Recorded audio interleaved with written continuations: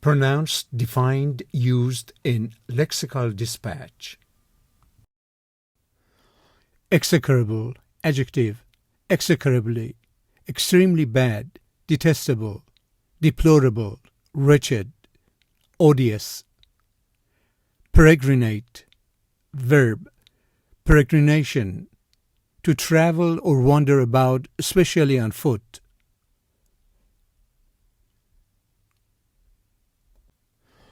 No matter how admirable it may be as a work of literature, its manner of distribution is execrable.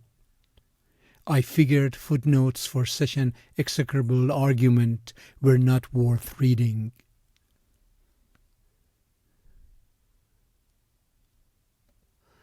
Pride they consider the most execrable vice, and one who acts proudly is chastised with the most ruthless correction. Most presentations are execrable, complains Richard Katz.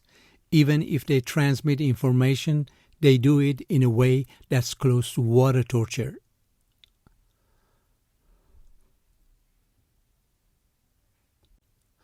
Enough, I can no longer besmirch my beautiful mind with the contemplation of your execrable insignificance. If this truly summarizes your opinions on this matter, I find you morally execrable and unworthy interlocutor.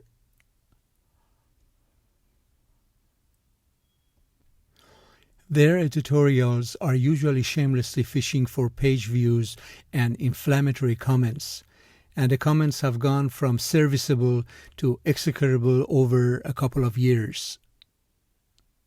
Those silly wickets and those absurd bets are to my mind execrable, inexcusable, and unfounded upon reason and common sense.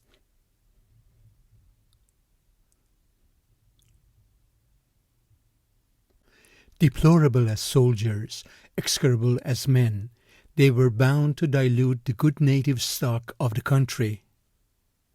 This is really the most execrable, superlatively badly written book I've ever read. It's worse, much worse than any trashy romance novel, any cheap thriller, any ridiculous money-grubbing bestseller.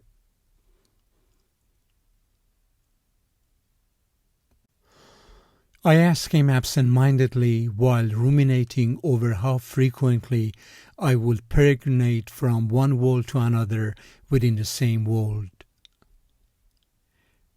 Peregrination is a way of imitating and growing in union with the humiliated Christ.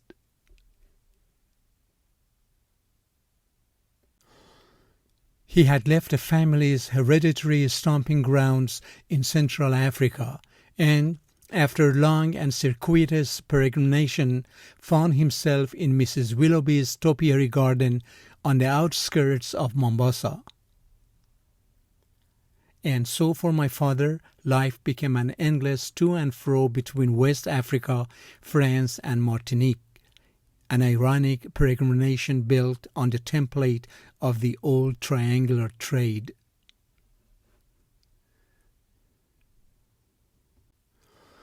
I will argue that the particular peregrination and travel we find in both conforms with an active interplay with space the other inhabitants encountered, and the movement the actors need to make in order to expand or retreat from their periphery.